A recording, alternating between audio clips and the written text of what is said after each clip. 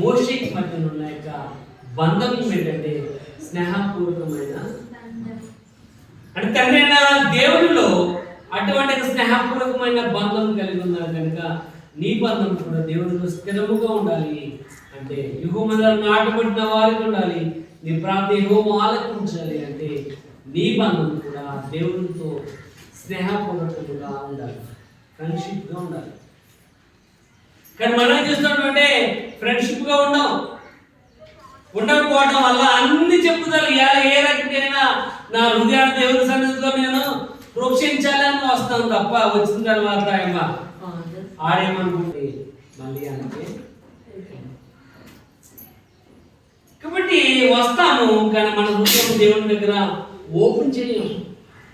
ఏ విధంగా వస్తామో మళ్ళీ ఆ విధంగానే దానికి వెళ్ళిపోతూ ఉంటాం. కానీ ఆయన అంటున్నాడు, నేను నీకు ఫ్రెండ్గా ఉన్నాను,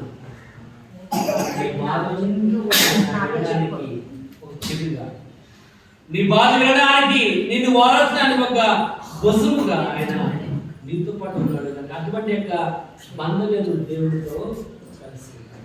రెండోది మనం